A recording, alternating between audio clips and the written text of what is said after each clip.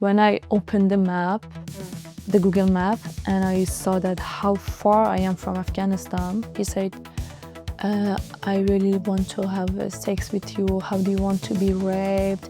Where do you want to be raped? In a hotel, in a restaurant, in home? Like, what is your favorite location to be raped? And he was sending me photos of his penis. That's good, there are hundreds. It means we can catch all of these crazy people and find a solution, you know. I don't know, to put them in prison, to send back to their countries, I don't know. Bonjour à tous et bienvenue dans le podcast Eclats, femmes. Aujourd'hui, j'ai l'honneur d'accueillir Marzieh Hamidi, qui est engagée pour la cause des femmes afghanes et qui également vient de sortir son livre « Ils n'auront pas mon silence » aux éditions Robert Laffont. C'est une jeune femme qui est engagée et qui est à la fois combattante, donc je vous laisse découvrir l'épisode. Bonne écoute.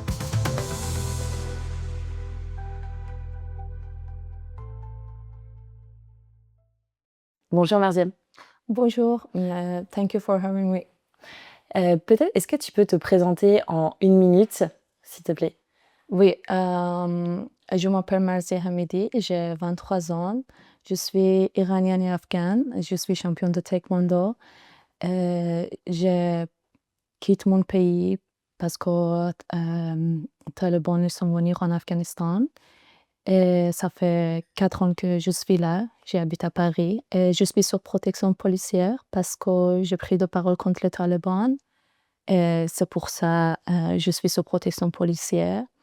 Mais mon combat, c'est pour les droits des femmes en Iran et Afghanistan, et même en France, parce que je pense qu'est-ce qui se passe dans le monde et dans la société, c'est dans la fin de la journée, c'est toujours les femmes qui sont victimes de tout. Et ça, c'est mon combat et je combat pour les droits des femmes. Et je pense que justement, notre combat se rejoint beaucoup pour le droit des femmes. On aura le temps d'en rediscuter pendant cette interview. Je t'accueille aussi parce que tu as écrit un livre qui s'appelle justement « Ils n'auront pas mon silence ». Et c'est justement pour ça aujourd'hui que je t'interviewe. Un livre qui est très beau, qui a été aussi écrit avec Baptiste Bernard Proust, personne qui m'a permis de te rencontrer aussi également. Peut-être ma première question... So Marzieh, you say you still love Afghanistan, even with all you live there. What makes you stay connected to that country? I think it's because of my roots, because of my parents. And when I went to Afghanistan, of course, I was shocked about the society and all the situation. It was not good. But when I start exploring the country, the people, I fell in love with most of them because I saw how they are kind despite all of the bomb attacks, despite of all of the sad thing in the society, because you know Afghanistan is not a safe country and a peaceful country. It has been always in war, and there were always bomb attacks in the city, but people, they were still alive, they were still fighting, and they were dancing, enjoying. And for me this was so beautiful, and for me they were such a powerful people. And I fell in love with them because they were so kind. And the country is beautiful, the nature is beautiful, and I think it's more because of my parents, especially my mom, because she loves Afghanistan, and when she tells me about past and all of this, I feel like I'm attached also to Afghanistan. And I think it's more about my experience there, the people that I met. Of course, I had also bad experience there. I met bad people, but I had also many good times. And I learned also from Afghanistan, you know, my experience there, all of this made me a different person. And I'm happy of that. So because of that, I love Afghanistan. So cool. Tell us a bit about your childhood between Iran and Afghanistan. What kind of upbringing, what kind of family did you have? I grew up between two countries. I was born and raised in Iran. Then I moved to Afghanistan when I was 12. I mean, I didn't move. I had to live there and to go to Afghanistan. And then I came back again to Iran. And then I came back again to Afghanistan. So I was between two homes, two countries. But at the same time, I was not feeling home with Iran and Afghanistan at the same time. But my childhood, it was not really interesting. But I was lost between two homes. I was lost where I belong. And of course, when I was with my family, it was always about Afghanistan. But at the same time, I was an Iranian girl there, you know, in Iran society, and everything was surrounded by Iranian. So for me, it was kind of, what is going on? Like, where I belong, for me, Afghanistan was just in the news, and you know, I was just seeing in the news what is going on, and I was like, okay, my parents who were born and raised there. But I'm coming from a good family. Like, my parents are really supportive. My father, he's a fighter. Like, I'm coming from a family. Very my next question. Yeah. I grew up in a good family. They were always supportive. My mother, my father, my brother. They were always supporter of me and my sisters, education, my freedom and everything. So I had this chance to have a good family. But of course, as you know, in Iran, the society is not really interesting for women because of the government, and Afghanistan the same. And in Afghanistan, it's more about the society than the government, because before the Taliban, it was society that was making it a hard life for women. So for me, it was challenging as a child and teenage girl to grow between two countries, because I was seeing what's going on in Iran and Afghanistan, and I was suffering between both countries. It was really challenging and hard, but I made it. I could live there, and I could learn many things from there. You often describe your father as a fighter. Did that shape your own sense of courage? You know, like, when I was always a mature and courageous child. You know, I was like this always. And my father, he used to be a fighter against Taliban, and he was in military forces, and he's like me. Like, he's crazy. Like, he wants to fight against injustice, against terrorism. And my mother, she's the same. Like, she's a rebel woman. And I think this is something coming from my parents, my family, and my background.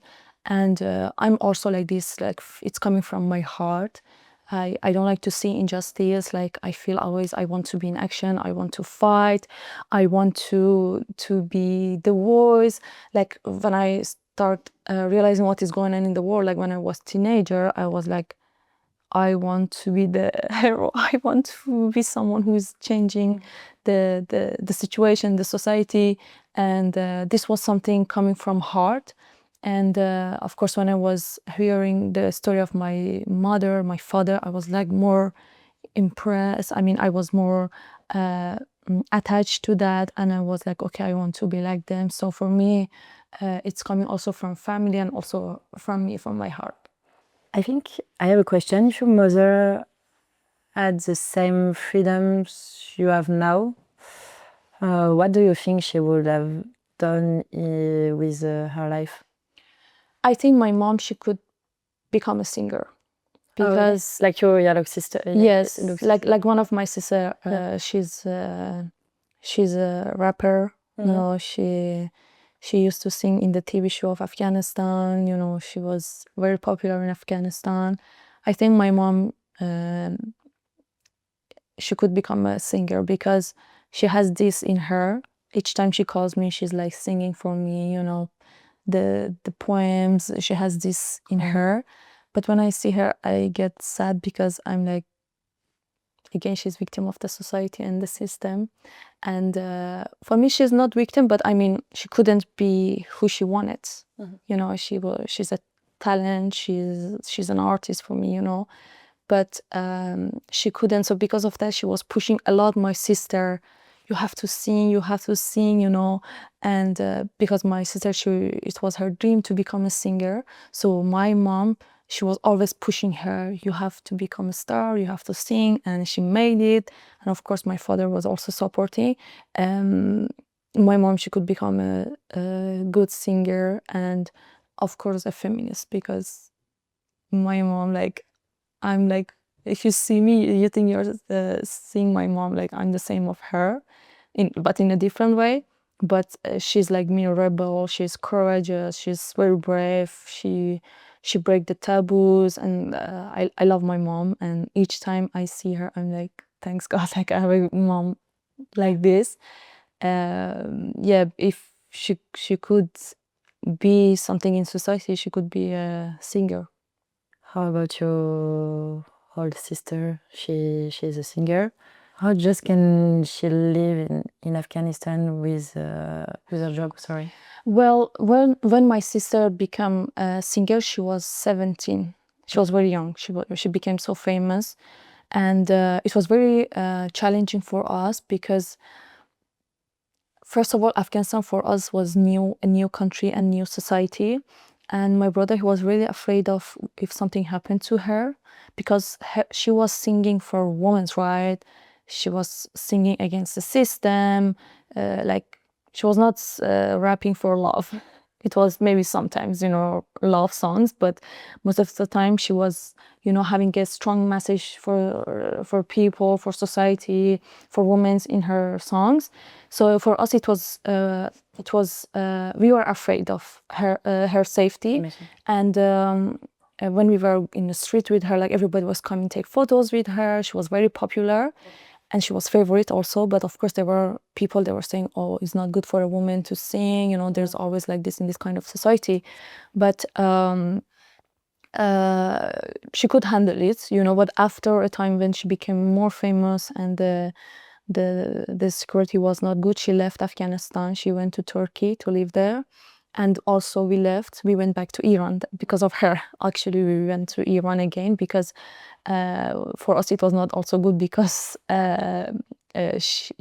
we are her family, so it was also dangerous for us. So because of that, we left Afghanistan and we went to Iran.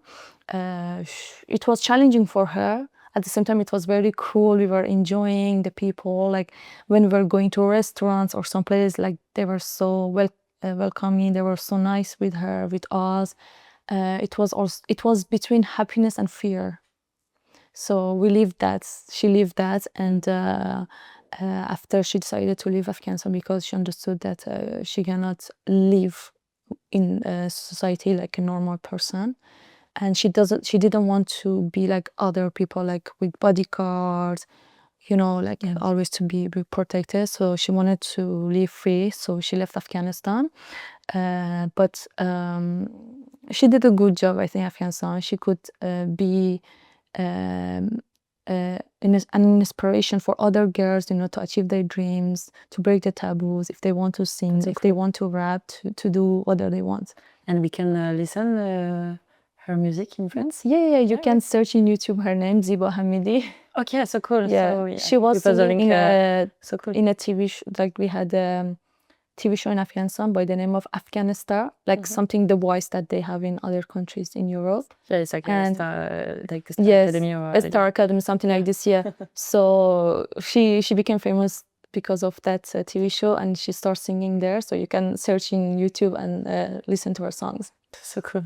As a little girl, who were your female role models? For me, en general, when I was like teenage, for me it was Yazidi women, because they were fighting against Daesh, and they were slave for Daesh, and Daesh were using them, you know, to make kids for them and to use the kids as a terrorist in future. So they were fighting against that. And like, when I was in Iran, when I was a teenager, I saw that Nadia, she was one of the slave of Yazidi. I mean, she's a Yazidi woman that she was slave of Daesh. She left, she flee, and she came to Europe. And when I saw this like in the news, I said, "Oh my gosh, she's so brave! How she could do that?" And when I saw her interview, she was saying that she was raped many times by different men, and when I heard her story, I said, "She's so brave, even escaping from Daesh. This needs a lot of courage, and mentally you have to be very strong." And for me, she became my role model, and I said, I want to be like her, like wow, the way she's courageous. I said, I want to be like her, courageous. She's very strong, and I was always uh, attached with their fight, especially the fight of Yazidi women, because I said they were so beautiful, so feminine. I mean, they are very beautiful and feminine. At the same time, they're very strong. They are fighting with guns against them. And I said, they are wow for me. And so for me, it was Nadia Murad. She became my role model.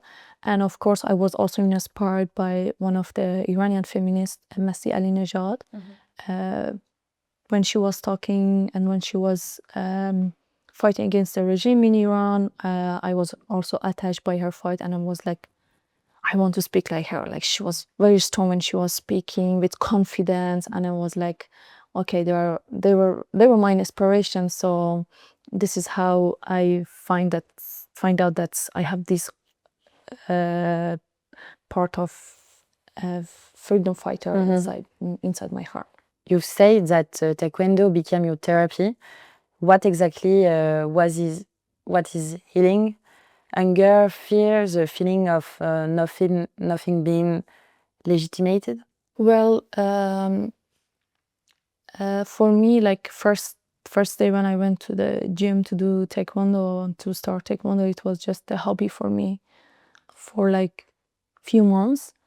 And then I was sexually abused by a guy, and then I was really sad. I was depressed. I was feeling I'm a loser, because when I went to court against him, they said like first they were talking like I'm the problem, like you know, why you went to the house, like about the details. And then I was feeling, oh my God, I feel I'm losing, you know. Yeah. And I will lose, you know. And what about the justice? They said, okay, he will be in prison for 6 months, but he was just in prison for 2 months. And then I saw him just straight. I was like, oh my God. Wow. And many people were talking bad about me because I stand for my right, and I broke the taboo, you know. I was like, I go to the police, you know, he deserves to be in the jail. And I was feeling angry, I was feeling sad, I was, you know, it was a lot of feelings, and there was pressure also on me, you know, as a young girl in the society. I was underage when this happened, and I went to the police alone, and they were like, where's your parents? I said, I'm my parents, like this happened to me, and I want to, you know, open a case. So it was very difficult, challenging. I was feeling lonely, and it was very difficult. It was like, on that age for me, it was too much. But again, that spirit of fighter that I had, it helped me. It helped me to keep fighting. And I was not training because I was always going to the court, to the police, you know, following up with the case. And then when I came back training, I was like, okay, it's the only place that I forget. Yeah. You know, like, okay, I forget what happened to me. And sometimes during training, I was getting emotional, you know, I wanted to cry, but then I was like, no, I just stay strong, you know, like just keep training. So because of that, Taekwondo became my therapy. And that was the time that I entered in the ring to fight, you know, in life. That was the moment I became fighter. Yeah. Because I stand for my right, and I stand against injustice and all of this. And I said, okay, now it start now, you know. And for me, my fight started when I was 16 because I was sexually abused, and I said, okay, I want to become a champion. I want to feel strong. I want to feel that I have power. And it was always angering me when I was kicking, and that anger was helping me to be strong in training and in fight. So because of that, Taekwondo became my therapy, because it was a moment, like it was like maybe 2 hours training, but in 2 hours I was releasing all the emotion, the anger, the sadness. And after you feel better. Sorry? And after you feel better. Yes, and after I started feeling better, and I was like, okay, I did my part until it was possible. I fought against that, but sometimes it's the system and it's the society, so it's not in my hands. I don't control that. So Taekwondo is my therapy. But when I left Afghanistan, when I came, in the beginning it was my therapy, but after it was not my therapy, you know. You know, when I was suffering a lot from my mental health, like anxiety and panics, Taekwondo was not helping me. So sometimes in my life, it was my therapy, but sometimes it was the reason of the stress of my life. It's normal. It's a hard practice to. Yeah, because I do Taekwondo as a professional job. Like it's my, you know, it's my professional job, Taekwondo. So when you're in high level sport, it's not the same when you're going to gym. So it has another stress, you know, to be a champion, to win medals, you know, to be the best. It's another challenge and stress. But I'm not just stressing as an athlete. I'm stressing from many things, from life, from my fight, from the country that I'm coming from many things. So everything is like a lot for me, and I'm like, okay, sometimes I just need to not kick, because sometimes kicking was also making me feel sad. I imagine. When did you realize I'm not just doing sport anymore and I'm fighting with the system or against the system? I realized when I went to Afghanistan. Because when I joined the Afghanistan national team, I saw that they don't care about a female team. They don't respect. They are not really interested in our team. You know, like we had coach, but they were more focused on boys. And I said, this is not normal. Like the girls are working hard also, and it's difficult in the society to be an athlete. So why we don't have that much support? So I started realizing, okay, it's not normal what is going on here. And then I was like, okay, I have to be a good athlete. I have to be a champion. I have to be stronger because of the system, to fight against the system, to fight against the society, because they were always attacking me, like telling me, oh, like they were, when I was kicking, they were saying, oh, it's so sexy when you're kicking. And I was like, I'm kicking, it's fights. I don't think it's sexy, you know. And they were like, oh, I see your legs, you know. They were talking about my body, so I was not comfortable of that. And I was like, okay, Taekwondo now is my fight as a woman, not as an athlete. And I realized that I'm not just an athlete. I'm more than that. I want to be a symbol for you know, and to be an inspiration for other women and to help other women. So for me, sport in Afghanistan become my fight for equality, for freedom. Do you remember the first time you thought this is happening because I am a girl? Yes, I know that it was because I was a girl, you know, like when I came to Kabul, when I joined the team, they were happy of me because they said, you're talent, you're very good, you're a good athlete, you know, you're strong, your technique is good, because I started Taekwondo in Iran, so Iran is good in Taekwondo. And then I started realizing the injustice towards other girls, you know. And I was not wearing hijab when I was training. So every time they were telling me, not my coach, but the other coach, he's coach of male teams, he was always telling me, girl, change your clothes, like Wow. put your scarf, like it's not good. If the Taliban see it's like this, it will be not good for federation, the image of federation. Like I was a bad image of it for the federation, but I was never listening to him. I was like, okay, but the next day I was the same. You know, I was like, I'm not gonna change myself for you. And by the law, I'm allowed to wear what I want, whatever I want.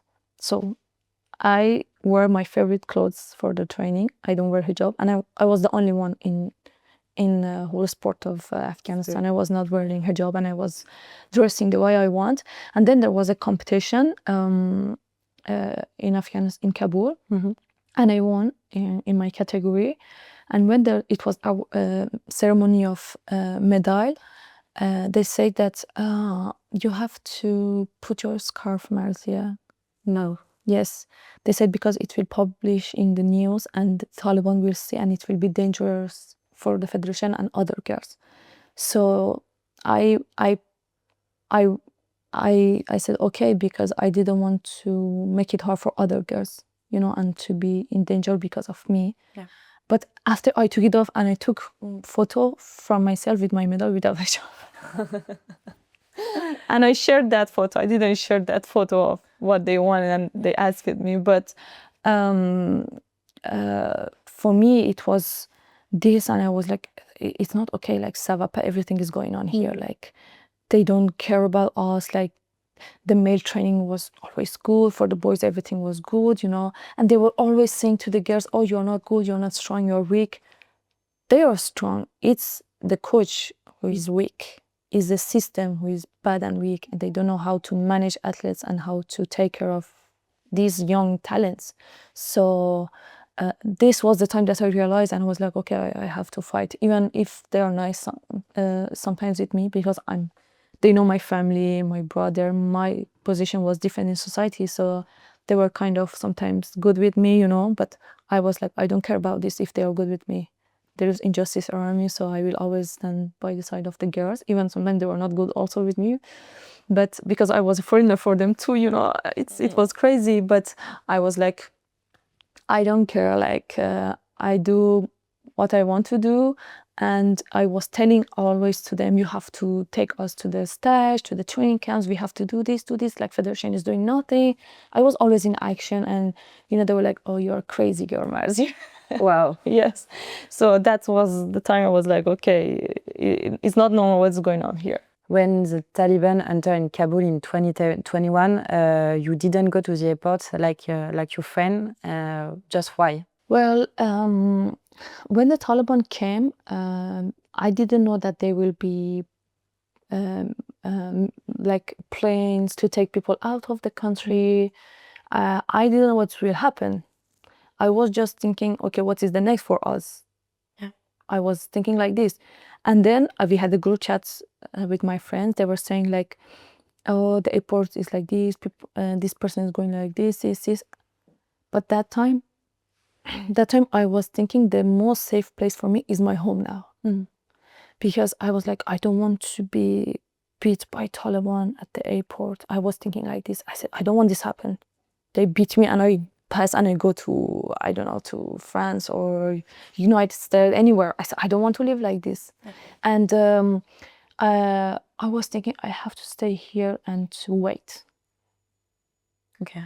And I went one time with my family because I received visa from UK. I was like, okay, we can leave. But we didn't go to the airport. When we were getting closer to the airport, we saw some families, they had shotguns because, you know, it was like a big mess there. There were Taliban soldiers, there were American, French, from different countries, and they were trying to help people that they want, and Taliban was blocking most of them, and it was like a movie for me. That's great. And then I was like, and my brother, when he saw like, okay, what's going on, he said, we go back home. Oh. Yes, we didn't want to take this risk because we didn't want anything happen to my parents. So we came back home, and I said, okay, I cannot live like this. Wow. I was, you know, I was so brave to stay, but I was not brave to just past the airport. I said, I don't want to live like this. I don't want to face Taliban like that. I was not ready to face that. So I stayed 5 months there. Okay. And I was waiting for visa, you know, from any country to leave, because I couldn't leave the time when I received visa from UK. But I was waiting from some countries. They told me like, we want to help you. But I was like, okay, so I'm gonna live here. I'm gonna make kids, you know, like I will live like with burqa. I was imagining, and I was preparing myself like that. And I was like, I have to be a resistance now here. Okay. It's crazy like how I was thinking. Like I was not thinking to run away. I was thinking I have to stay and find a solution. But find solution with terrorists, like what I was thinking, it's crazy, you know. Even when I think now, I'm like, why I was thinking like this, you know. Then day by day, I start realizing that international community is good with Taliban. They're saying we want to give them time. They change, and then I was like, is it a joke? They are saying Taliban, they change. They will never change. A terrorist is a terrorist. Yeah. Maybe they change their clothes, their way of speaking, but at the end of the day, here they are terrorists. So then I was like, okay, I don't want to be victim of politics here, because I was going to manifestation, I was fighting, I was making interview with the Western media, you know, I was explaining the situation, everything. Then I saw that no, they are closing their eyes to the suffering of women in Afghanistan. So I was like, okay, I leave the country to go fight for women out of Afghanistan, because at the end of the day, we don't want to die, you know, and I didn't want to die and to be killed by the Taliban. And it was very difficult for me, because at the same time I was feeling that it's not fair I leave. At the same time I was feeling that I'm done with to be here. I'm done with Afghanistan, like it's time for me to go, you know. There was a feeling to say, telling me like, go Marzieh, you know. It was like this when I left Iran in 2020. There was a feeling, okay, it's finished for you now, Iran, you have to go for a new country. And that time was like this for me. And I was like, okay, so I leave. And first I went to Doha. I was there for 10 days, and I was not feeling really I left, you know, because it's not very far from Afghanistan, and you know, it's a bit like you don't feel really the difference. But when I came to Paris, I said, okay, I'm in exile now. Like when I left the airport, and when I opened the map, the Google map, and I saw that how far I am from Afghanistan. And when I saw it was 1st of December, you know, and it was cloudy, and it was bad. It was so bad, to be honest, and very cold. And I was feeling like the sky is choking me, like I cannot breathe. And then I started crying, and I was like, okay, it's the end for me, you know, I cannot go back there anymore. And when I entered my room in the hotel, I was feeling everything was strange. I was feeling like I'm entering another world. That day, the sky was so beautiful. So beautiful. It was very beautiful. I had a video of that day. You know, the sky was so beautiful. I had a good view. You know, I could see the Eiffel Tower, but at the same time, it was not beautiful for me, because I was not feeling good emotionally, mentally. I was not good. And I was like, oh, it's beautiful, but I don't see it. I don't feel it. I see, but I don't feel it, you know? So it was very sad. You know, I lived very hard moments, like 5 months in Afghanistan felt 5 years for me. Like every day when I saw the woman, they disappear from society, all the change, many things, it was heartbreaking for me. And I was feeling so sad for people. Everybody was depressed, and I was like, okay, it's finished for people, for us, especially for women. And then I said, okay, I leave, you know. And I feel sometimes living also needs to be, you need to be brave to live. So I decided to leave. But I know that if I leave, even if I leave Afghanistan, it will be more challenging and difficult for me, because I will suffer emotionally and mentally in exile, and I'm suffering, and it's, you know, it's hard for me like every day. I imagine. Did you get any psychological support here, or did you cope through sport alone? When I arrived in Paris, like in first 20 days, I was not doing nothing. And then I started going to a French class that it was for the refugees. It was the first thing that I started. And then there was a teacher in the class. She told me, is there anyone doing sport here, you know? Because there was a Afghan guy, he was doing boxing. And I was like, oh, me too, I do Taekwondo, you know? And she was like, oh, really? I was like, yes, I won so many medals in Iran, Afghanistan. And then she said, do you want to train? I said, yes, I want to train, but I don't know where. She said, I will find a place for you, because she knows somewhere. So she introduced me to the coach in the club, and I started training. And the first day the coach told me, oh, your technique is good, you're good. He was surprised, because he was not thinking I'm good, because I was coming from Afghanistan, you know. But he was surprised to see me that I have a good technique, I'm good. And then I was training like that. And then after a few months, I joined the French national team to continue my training. And it was like this that I started, you know, exploring things through sport, through education. But I left the French class because there were some people that they were supporting Taliban. And when I report this to the person who was managing the class, and she was very okay, like she was okay with that, and she was saying that they're not okay. She said to me, like, they have a psychological problem. I said, of course they have a psychological problem, because normal person will never support Taliban. That's true. You know. That's true. So first I was like this, but they told me, like, do you want to see a psychologist? I said, yes, of course I need to see a psychologist. But when I had my first rendezvous, when I started talking with the doctor, I felt like he doesn't understand me. And at that time, I had problem of sleeping. Like, I had many nightmares. Like, until now, I have many nightmares. Like, when I don't have nightmare, I'm like, it's bizarre. Like, I don't have a nightmare when I sleep, you know.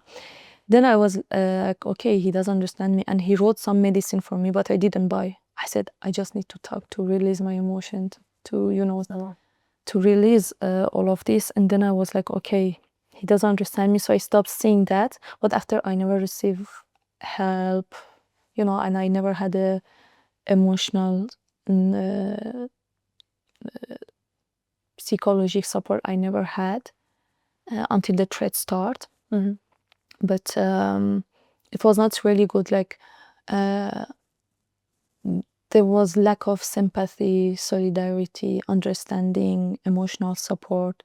And I was suffering a lot with that, because I'm coming from a different culture. Like, in my culture, we are really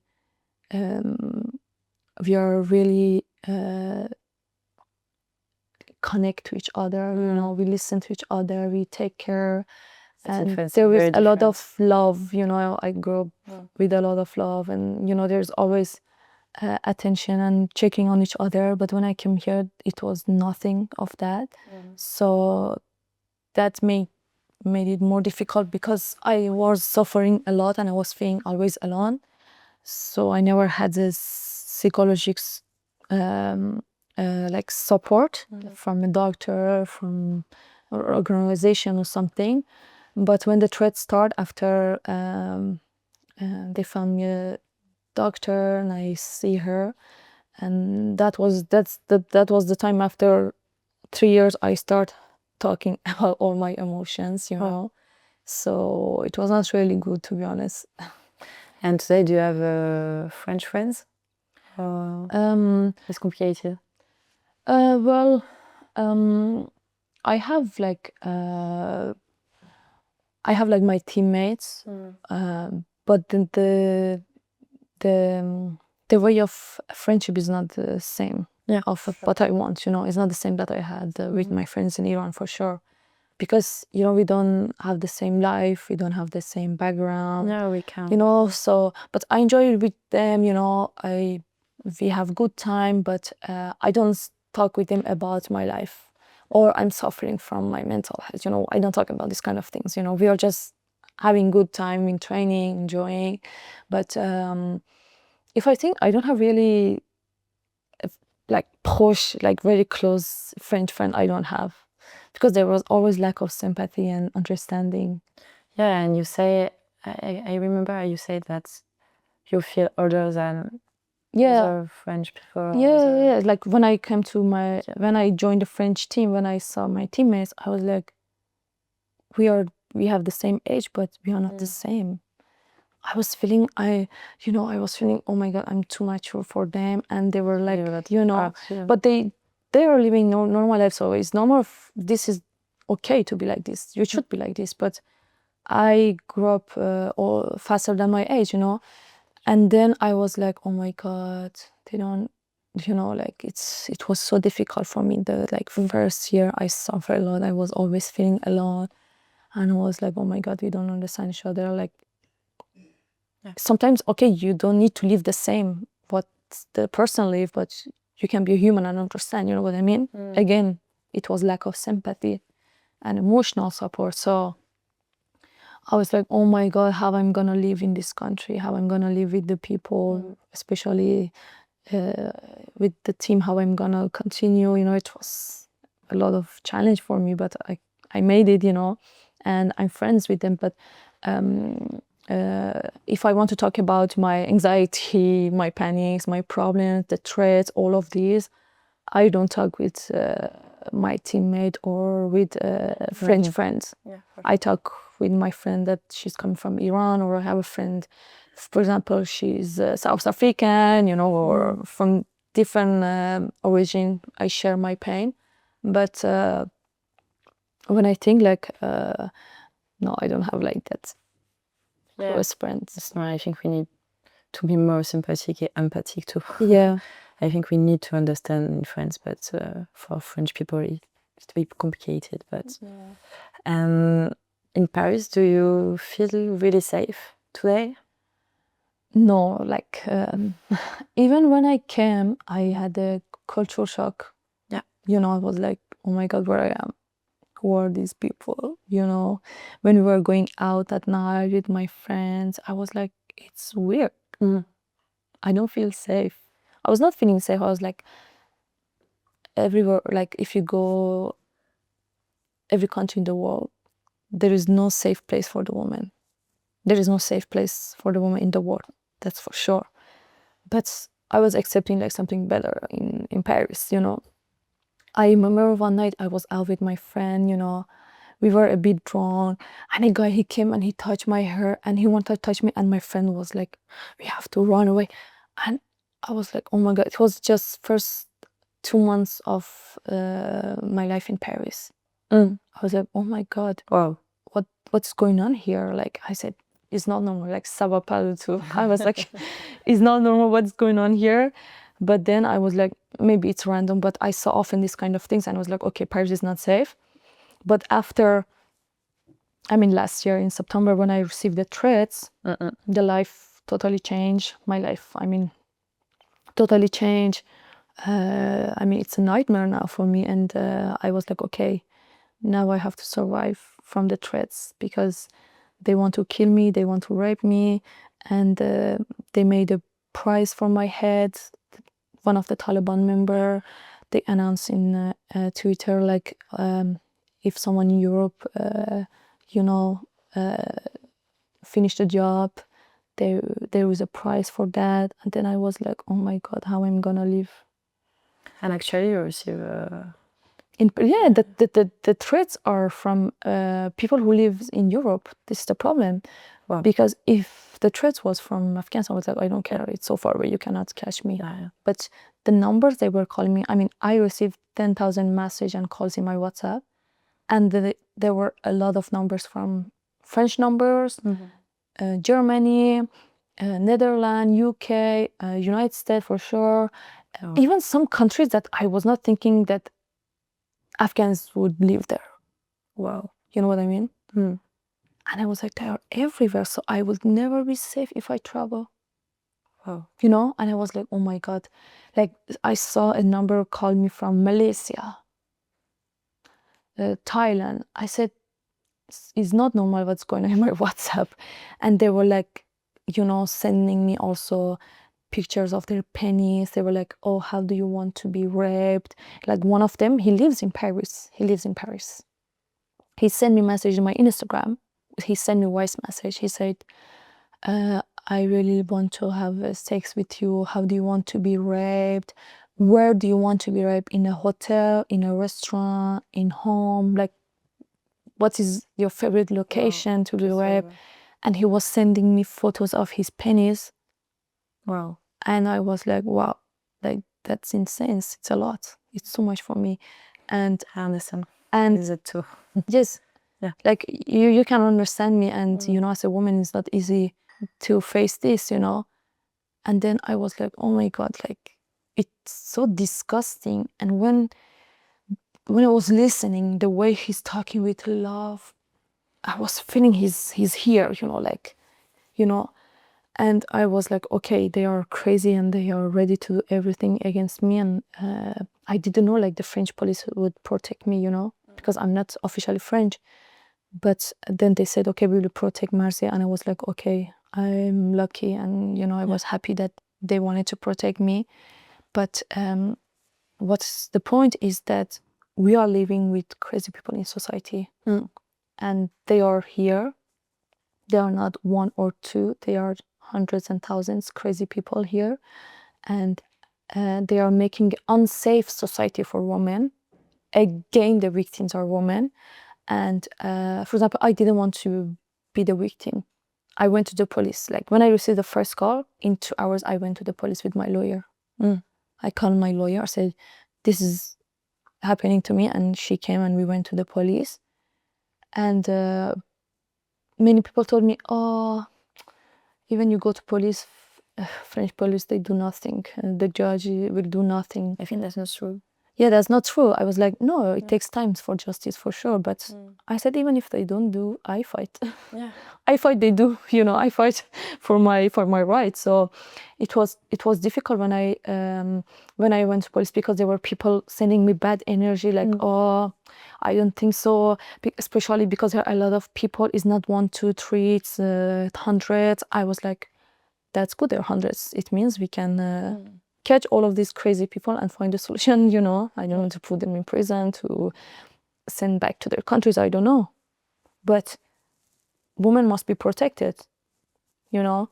At the end of the day, again, we are the victim of all of these people that are against women.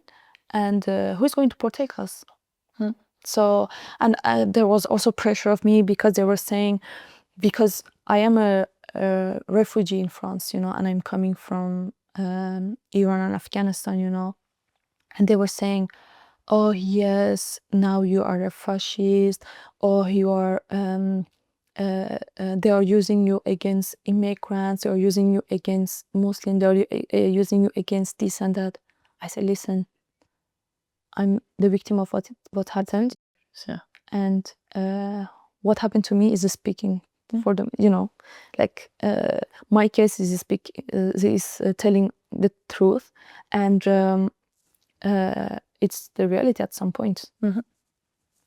I'm also immigrant, but I'm also a refugee, but I'm a good refugee here. Yeah, sure. I don't rape, I don't I'm fighting for a good life, and I want to be a good person in this society, and I want to make proud for French people that they helped me, you know, to not make them regret of, oh, why we help them, you know.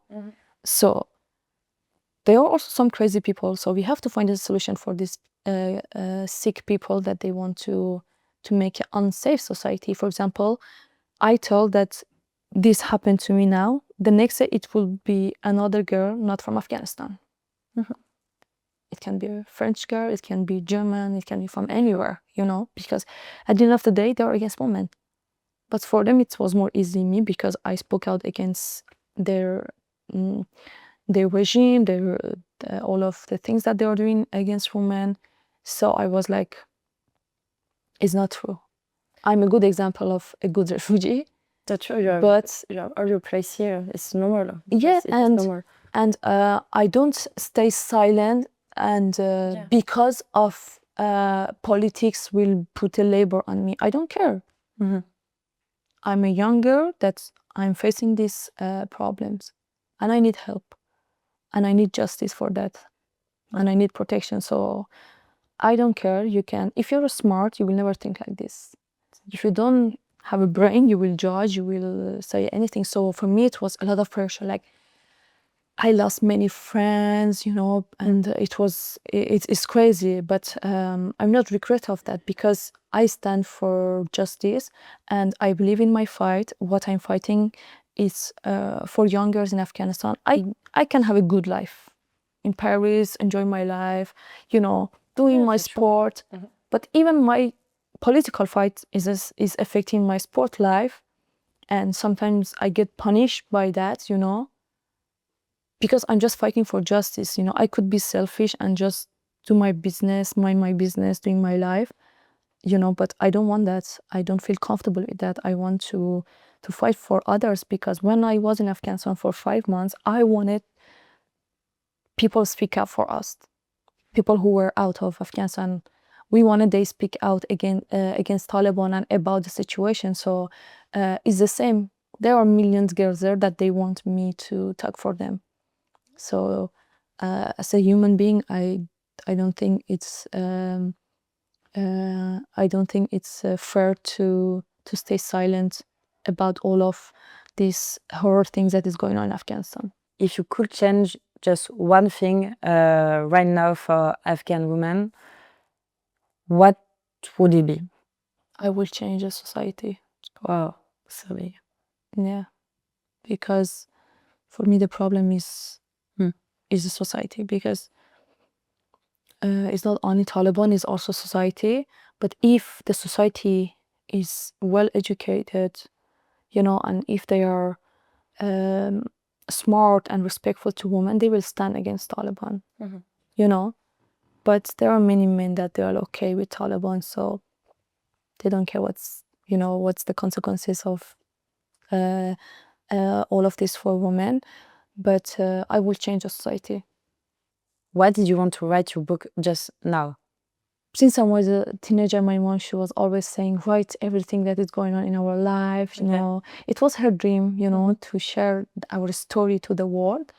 But I was like, oh, let's tell the mom, you know. But I was writing in my notebook, you know. But when the thread started and all of this, it was my dream to write my book, you know, to share my story to the world. And my mom fight my father, everything. But when the thread started, they wanted to silence me, and they were telling me, you have to make a video and apologize, you know. And then I was like, oh, it's not going to work like this. I'm not gonna apologize, you know. I prefer to live under police protection for 10 years, but I would never say like, I'm sorry about what I said.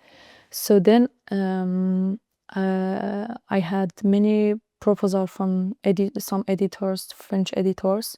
They wanted to write my book. And with Baptiste and with my lawyer, we were like thinking which one is the best to share the story. And we chose Robin Lafont, because they were really engaged and supportive about my fight, and they were really they wanted really to share this fight.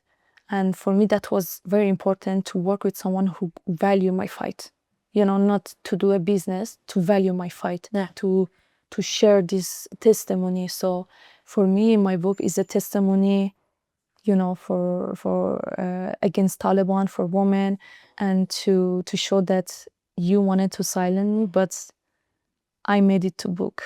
You know, I share about everything. I wrote everything so everybody can read it, because you know, when you make interviews, of course it's good, but the book will stay. So for me, it was because they wanted to silence me, and I didn't want to stay silent, so I wanted to speak louder through my book. My last question is, if a young girl or just a girl in Kabul secretly reads your book, what do you hope she takes from it? I would love she feels that she's not alone. And I would love that she feels that we all stand together, and we are fighting for them. I want they feel that they are not alone, and they are. We didn't forget them. We will never forget them, and we will fight for them. And I wanted to give them this feeling that we all having a difficult life, but in a different way. But all of us, our goal is freedom and safety. So I want they feel that they're not alone, and we are together in this fight. That's beautiful. Thank you so much. Thank you for having me.